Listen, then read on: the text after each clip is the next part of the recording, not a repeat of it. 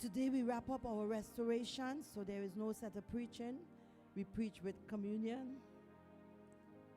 We are tying it all up today.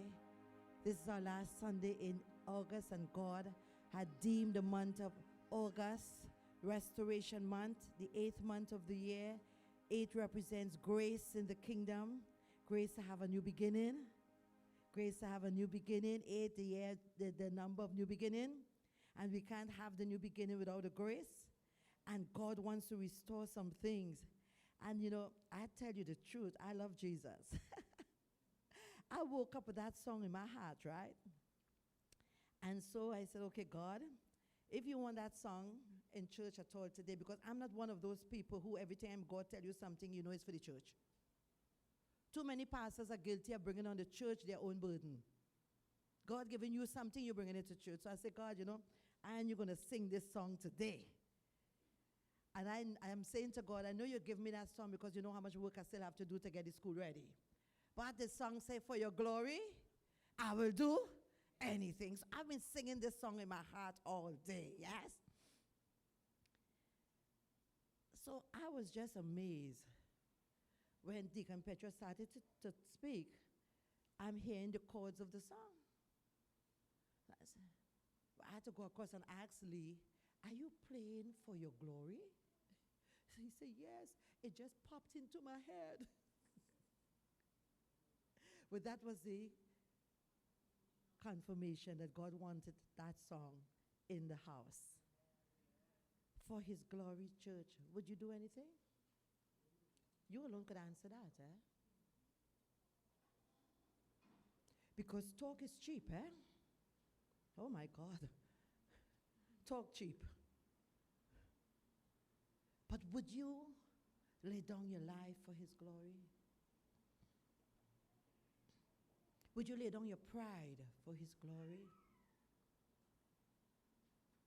Would you keep your zip up for his glory? Would you keep your clothes on for his glory?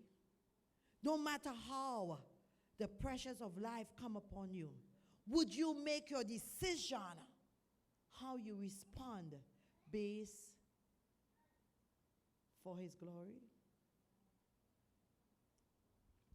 You know, this morning I got a WhatsApp and it bothered me. Honestly, it bothered me. And I lifted the phone to the master and I said, Master, I want to respond for your glory.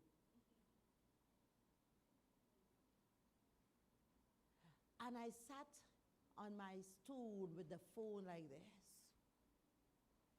And I'm singing the song, for your glory, I will do anything. But how many of you know it's not easy? So after I bring down the phone, I start to answer the response to the WhatsApp, right? And you know how to delete it, right? Because the master said, the choice of words is not for my glory.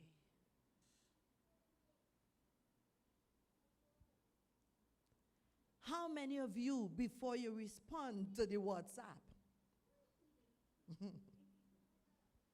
will make sure it's for his glory? So the thing was hurting me so much, eh? I've gone outside and said, let me go and talk to Pastor Anne-Marie. And I walked down, and the Lord said, where are you going? Is that for my glory? So all right, so I can't tell Pastor Anne-Marie. So let me tell my husband, because my husband likes to remind me the two does become one, right? Conveniently now, you know now. Yeah. When I ain't doing what he say, he does remind me, the man is the head. So I said, all right, let me go tell the man, right? And Jesus said, telling him is for my glory. So I said, so I have to handle this one by myself then. He said, no, you're going to handle it with me. Let's sing. For your glory,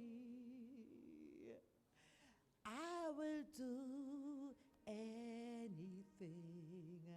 just to see you, to behold you as my king. And listen, when when the words can come out, because there's a wrestling in my body, because I want to answer.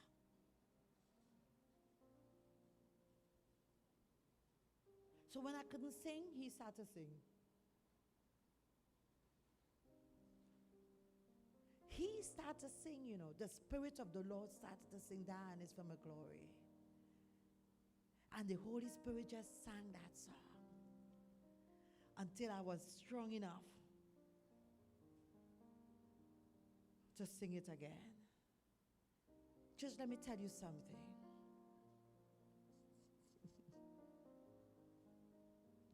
If you don't have a personal relationship with Jesus Christ, like Moses, the church will cause you to go to hell.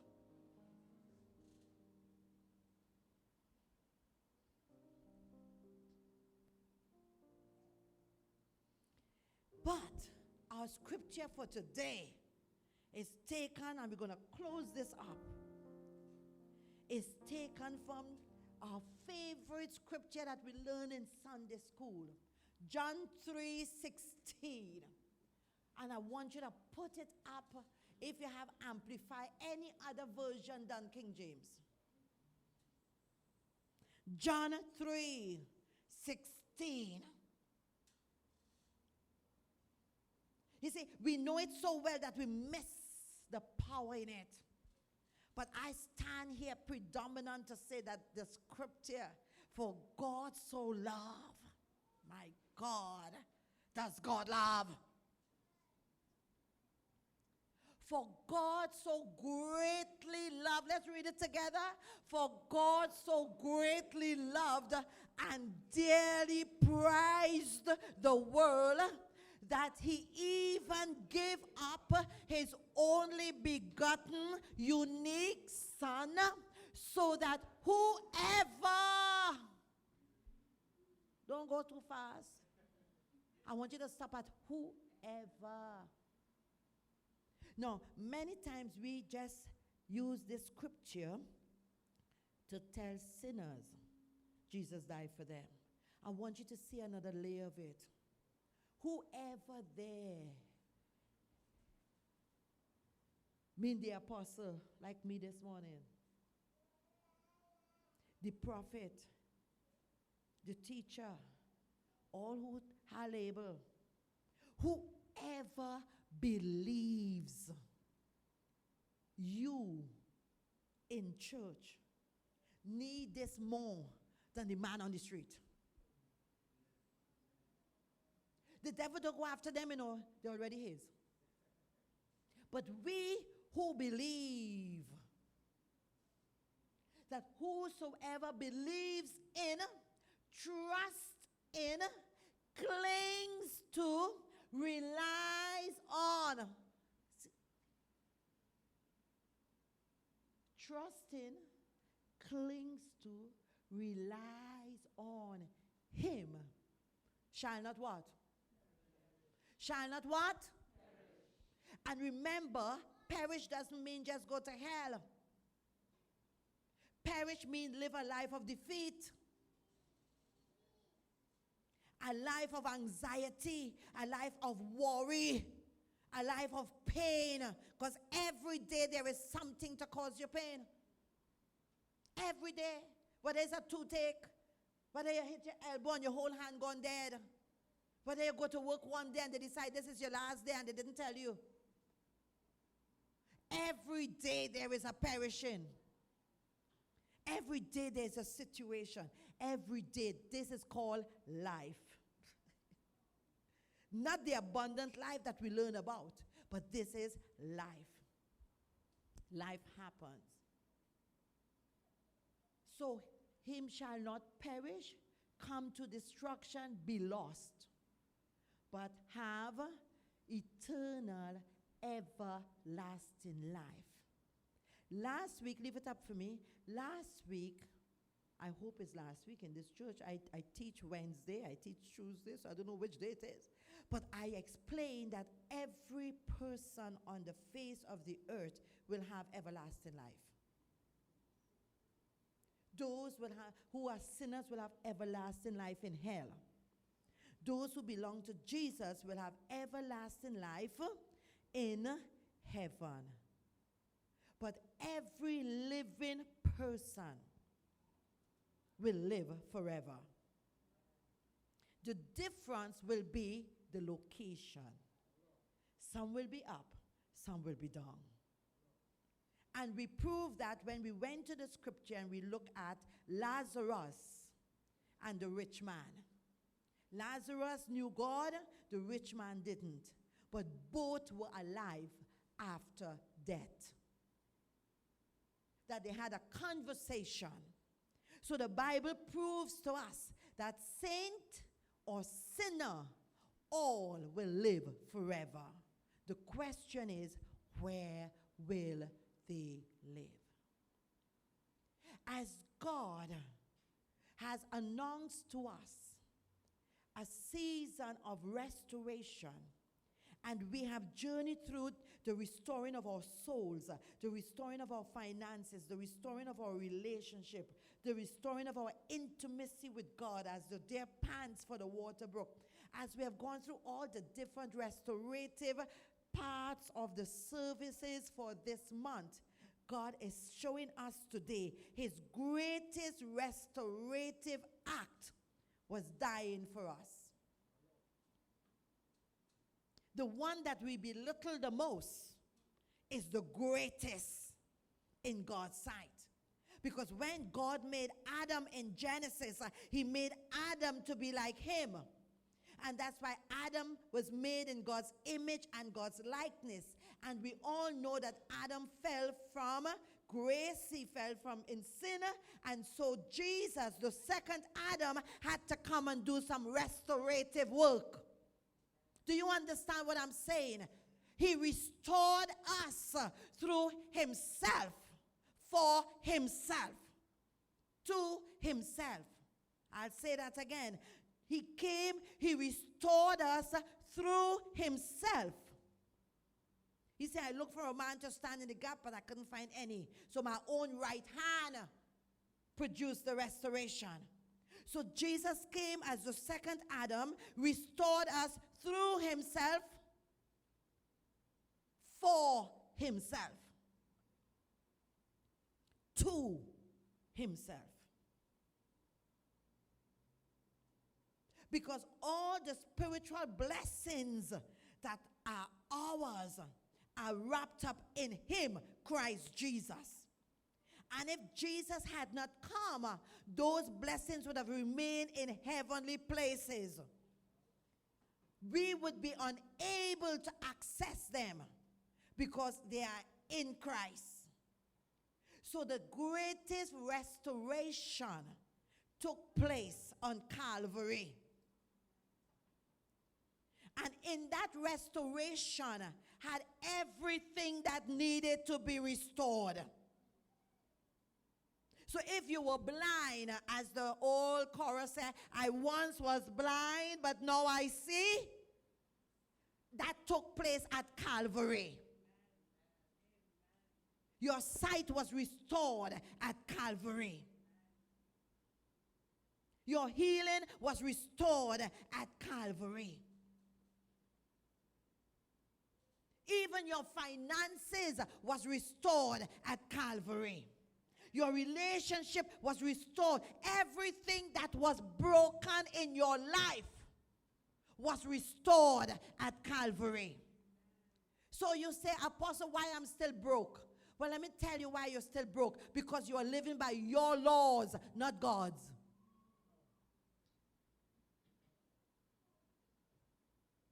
Apostle, why am I still having no peace? Because you are not appropriating the principles that come with Calvary. Any man that be in Calvary is a new creation.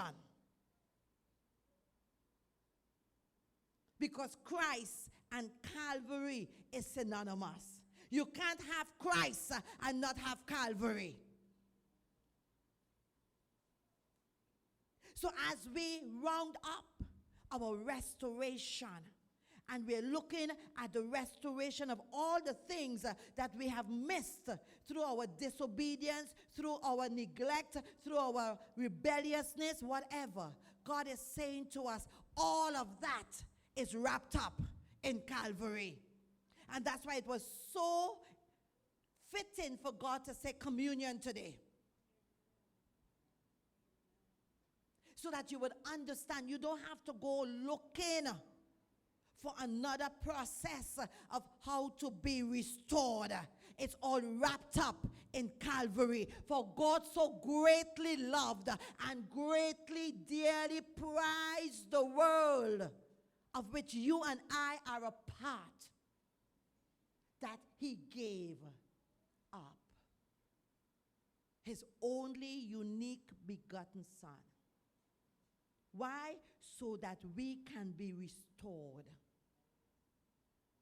So that we would live life as a restored child of God. I once was lost, but now I'm found. I was blind, but now I see. I was unhappy, but now I have the joy unspeakable and full of glory. I once used to keep everybody in my heart. My blood couldn't even find room to pass. There were so many people in my heart. I saw some of you could say when it was done, how it was done, where it was done, who did it, what they were wearing. Your heart packed up with all kinds of things. But that was then. When I came into Calvary, he washed my sins away.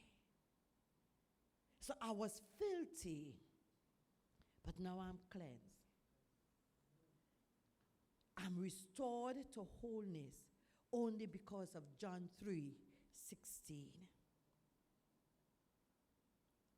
The gospel message is very simple. So simple that everybody wants to make it difficult, because it makes the preacher sound eloquent, and it makes the church stand out like something extraordinary. But the message of the gospel is simply this: God, through Jesus, restored us back to himself. The Bible uses the word reconciled. It means the same thing. Jesus is the restorer. Would you say that with me? Jesus is the restorer. Again, Jesus. If there is no Jesus, there is no restorer. It's not Allah, it's not Buddha, it's not Muhammad, it is Jesus. And whether it's your body that's broken, it's your finances, your relationship, whatever in you that's broken, who is the restorer? Jesus. So the psalmist said, why art thou downcast, O my soul? Why art thou disquieted within me? Jesus is the restorer. Hope thou in God. I don't know what you're looking for, because I know man was created to search. So don't tell me you ain't looking for anything. I know you're looking for something. You were created to look, to search. But that which you are searching for was hidden inside of you, because he knows that's the last place you're going to look. So we think it's in America. We think it's in England. We think it's in Canada. We think it's in Grenada. We think it's somewhere else. Or we think it's in somebody. So we try, if we are male, we try all the ladies we could.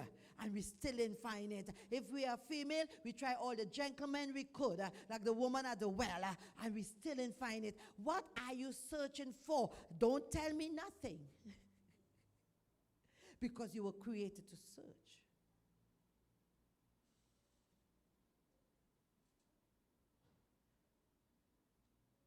But I'm here to let you know what you're looking for is inside of you. But you see, the last thing anybody wants to do is to look within themselves. Because 9 out of 10 times, what you see doesn't make you happy.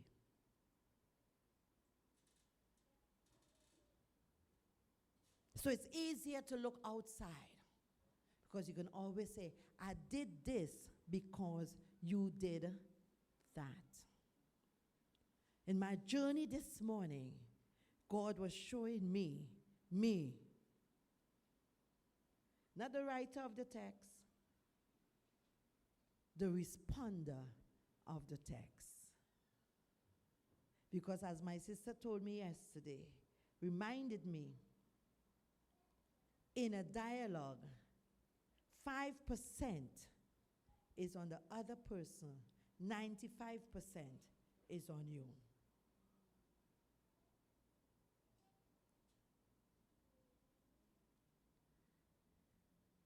And then God confirmed that this morning. But thank God, He is my 95%.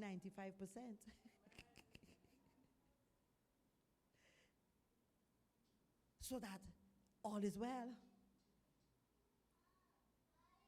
Say the word with me, restoration. No, you don't sound like you believe it. Restoration. Are you willing? Are you willing to be the 95%? Regardless of the 5% provocation?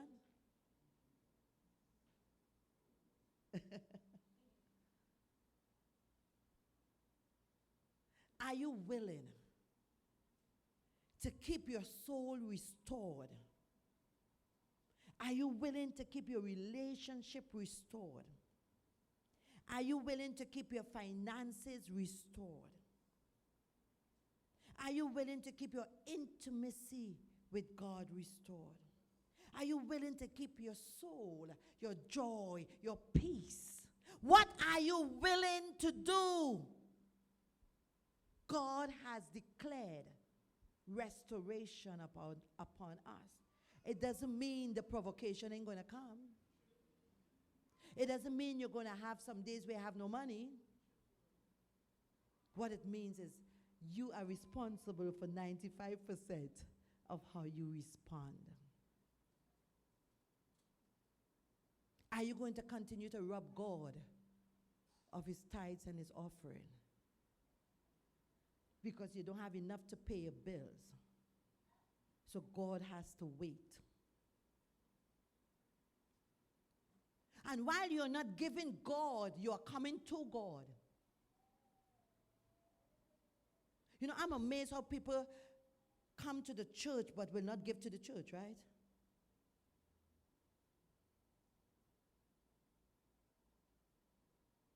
How can I help you pay your bills if you don't pay your tithes?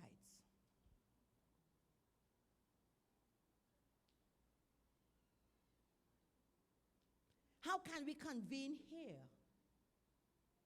Or how can I Zoom? The camera for you to see me online costs thousands and thousands of dollars. And you stay online, you give nothing, and if it doesn't work, all the world had to know what's wrong with them in Victory.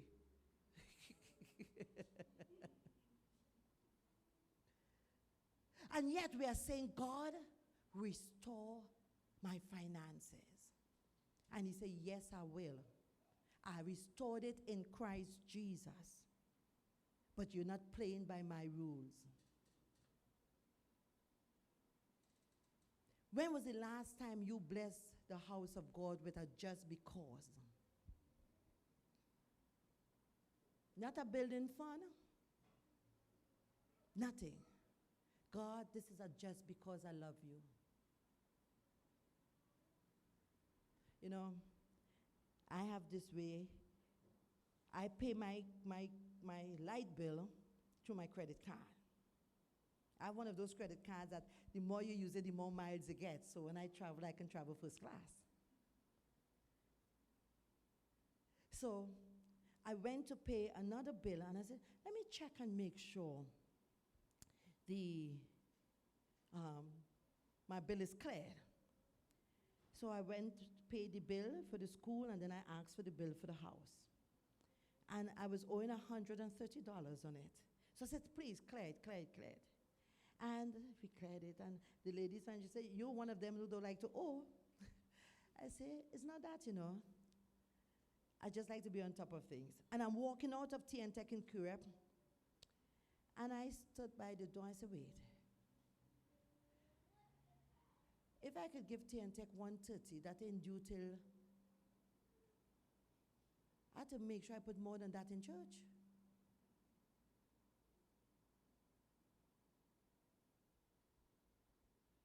So I'm walking to the can terraces in the car, and I'm saying, God, may there never be a day when I pay more bills than I bless you. Because Tech don't keep light in my life. You do.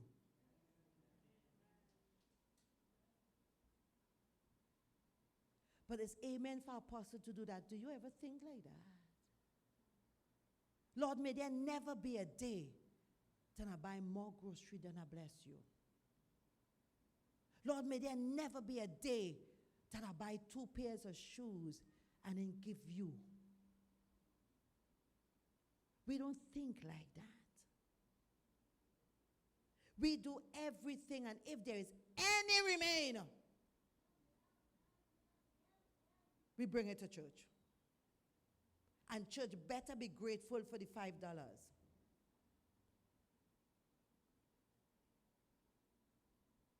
God has restored through Jesus.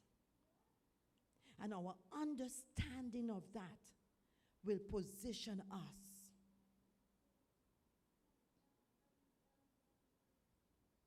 to continue to operate as people who have been restored in every area of our lives. And so God said, close it with John 3:16.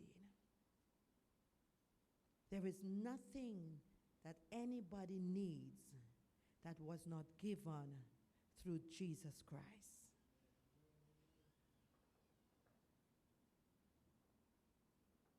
So I'm closing it, brothers and sisters. If you are here and you have never made Jesus Christ your Lord and Savior, you cannot enjoy the benefits of restoration. If you're online and He's not your Lord and Savior, you cannot enjoy the benefits of a restored life. And so I want to give you an opportunity today. You don't need more hands laid on you. You don't need anybody to pray for you.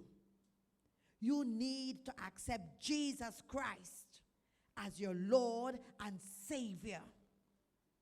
And if you have already done that and He's still not your Lord, you are not saved. You may be anointed. You can preach like Paul, and you can sing like a nightingale. But if Jesus Christ is not Lord over all, you're on your way to hell, because He doesn't share.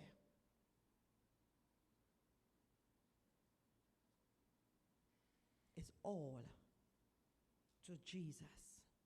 I surrender. Would you stand with me, please? For your glory, we will do anything we say. God, by your grace, online and in-house, give us the ability to examine ourselves so that we can make it right. Our parents will pray for us, our pastor will pray for us, but God, this is between you and me.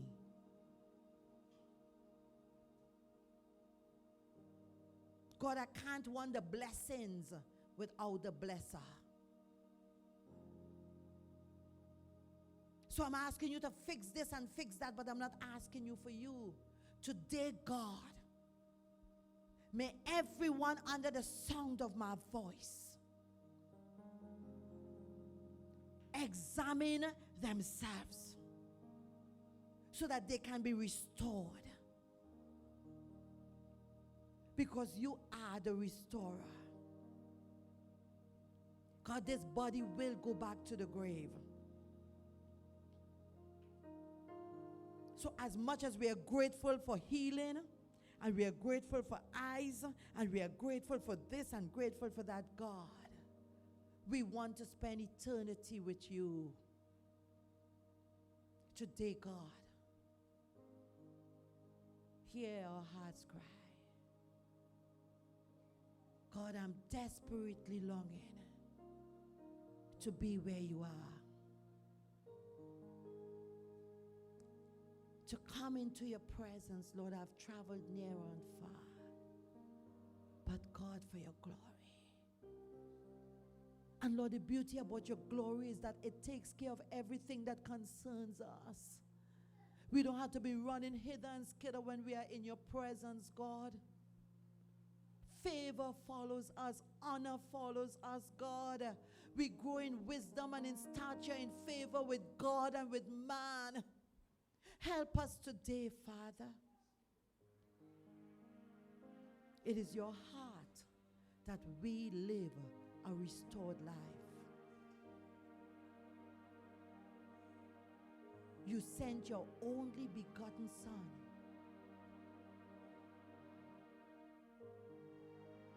You sent the best that you had, God. That's how much you love us.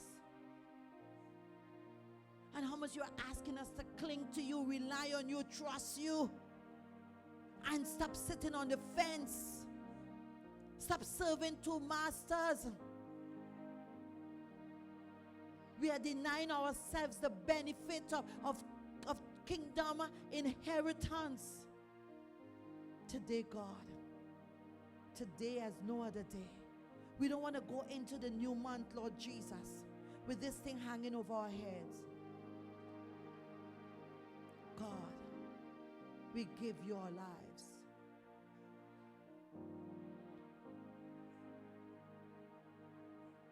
We recommit, Lord Jesus. I recommit my life to you.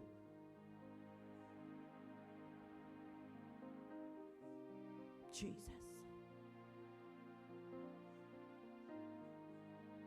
Not a form, not a fashion, Lord Jesus, but a heart that is surrendered to you.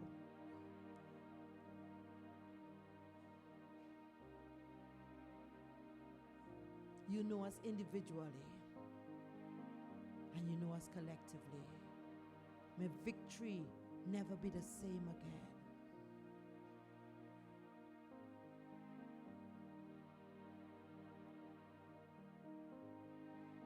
Build your church as only you can.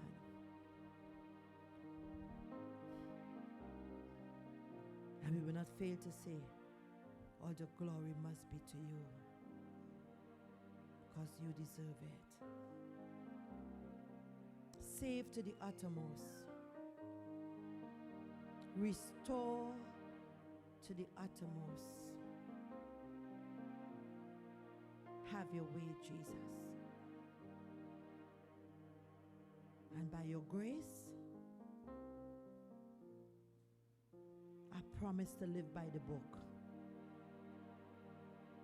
And I pray everyone under the sound of my voice will promise themselves today that they're going to live by the book.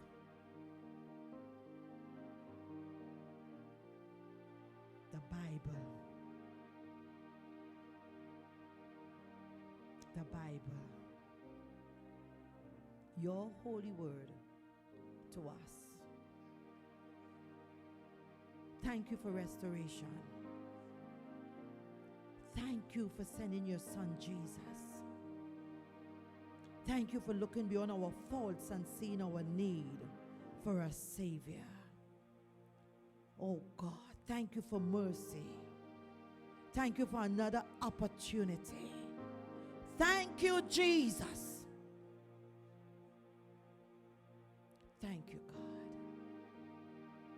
In Jesus' name we pray, and the saints of God says, and amen. If there's anybody here who have not accepted Jesus, the invitation is open. Because God wants no one to perish, but that all should come to repentance. Church is not a fad. Church is not a place you come to because you're giving your parents trouble. Church is meeting with Jesus. Jesus is the center of it all. God bless you. You may have